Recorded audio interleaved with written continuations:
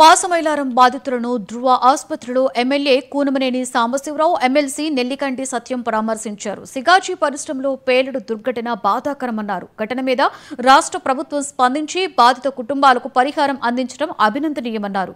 ప్రమాదం మీద సమగ్ర విచారణ చేపట్టి కంపెనీ యాజమాన్యంపై కఠిన చర్యలు తీసుకోవాలని డిమాండ్ చేశారు. భద్రతా ప్రమాణాలు పాటించకపోవడం వల్లనే ఈ ప్రమాదం జరిగినట్లుగా స్పష్టంగా తెలుస్తుందని ఎమ్మెల్సీ సత్యం అన్నారు.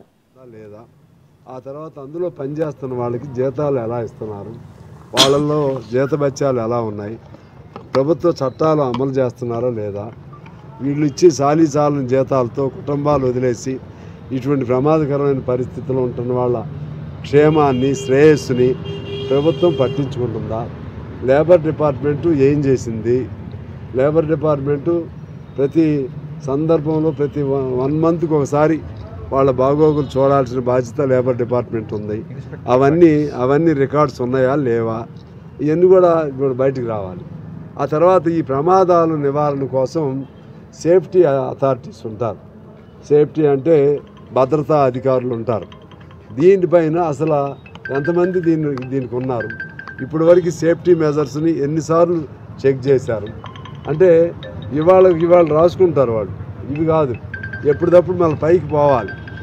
ముఖ్యంగా యాజమాన్యం మీద, అదేవిధంగా దానికి సంబంధించిన అధికారుల మీద, మరి ముఖ్యంగా పొల్యూషన్ కంట్రోల్ బోర్డు కూడా దీనికి సంబంధించిన తనిఖీలు చేయవలసిన బాధ్యత మరి పీసీబీ మీద ఉన్నది.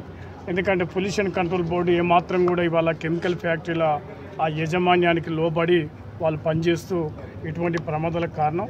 ఈ మూడిపై యాజమాన్యాన్ని, పొల్యూషన్ కంట్రోల్ బోర్డుని మరి తనిఖీ చేసే అధికారులని వాళ్ళ మీద కేసు నమోదు చేసి మరి న్యాయ విచారణ జరిపిస్తే న్యాయం జరుగుతుండే అవకాశం ఉంది. భవిష్యత్తులో ఇలాంటి ప్రమాదాలు జరగకుండా మరి సరియైన కఠినమైనటువంటి నిర్ణయాలు, భద్రతా ప్రమాణాలు పాటించాలి. ఇవాళ కెమికల్ ఫ్యాక్టరీలో విచ్చలవిడిగా ఈ రాష్ట్రంలో కానీ ఈ పట్టణ చెరువు ప్రాంతంలో మరి విపరీతంగా కాలుష్యం కానీ అనేక రకాలుగా ప్రమాదాలు జరుగుతూ ఉన్నాయి.